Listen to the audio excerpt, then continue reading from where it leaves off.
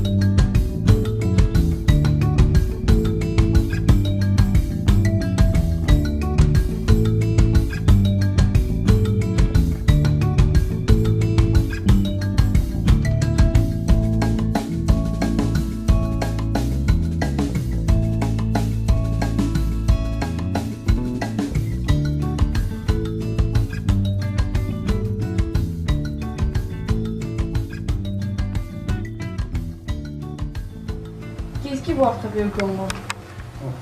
C'est la grande expérience de ma vie. J'ai vécu au Congo 10 ans, de 1995 à 2005.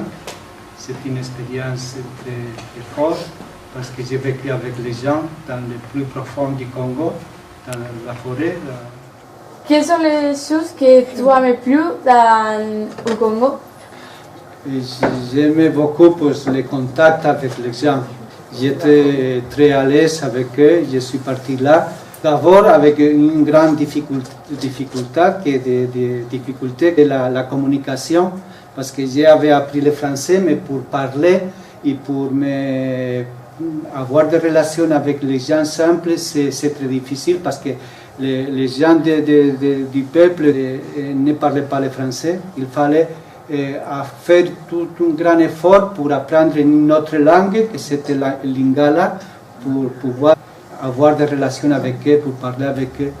C'était coûteux, c'était difficile, mais c'était beaucoup et ça m'a rapporté beaucoup de satisfaction après.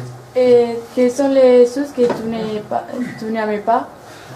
C'est la situation politique qu'il y avait, l'injustice des gens, les traces de la colonisation qui restaient encore présentes dans le Congo, la guerre de ce moment-là, la folie de la guerre, parce que la guerre c'est une folie. J'ai vécu avec des garçons comme vous, des garçons avec une mitraillette là. Ils étaient les chefs de la question. Ils ne respectaient pas, ils s'étaient fumés, ils avaient de l'alcool, ils n'avaient aucun critère pour pouvoir parler. Ils faisaient ce qu'ils voulaient. Qu'est-ce que tu vois qu'un garçon sans critères, sans éducation, sans culture pouvait faire? C'était affreux. ¿Para qué tú has retourné à l'Espagne? Après 10 ans, je suis retourné ici parce que pour question familiale, parce que ma mère devenait déjà âgée. Je voyais que ma sœur voulait que je reste ici à côté pour l'attendre. Je suis venu comme ça. Après Après ma mère est décédée, après je suis parti de nouveau, pas au Congo, mais après je suis parti au Équateur. Pourriez-vous retourner au Congo? Bien sûr, mais je vois que sera un peu difficile parce que les circonstances ont changé. Je suis déjà plus âgé, encore j'ai eu des maladies très graves que ça m'empêche d'y aller. Êtes-vous content d'être en Espagne aujourd'hui? Êtes-vous content d'être en Espagne aujourd'hui? Je suis content, oui, bien sûr, je suis ici très bien maintenant. Et ça, c'est ma maison. Je me sens à l'aise ici, je suis content. Oui. Mais encore, j'ai dans mon cœur cette envie de partir plus loin.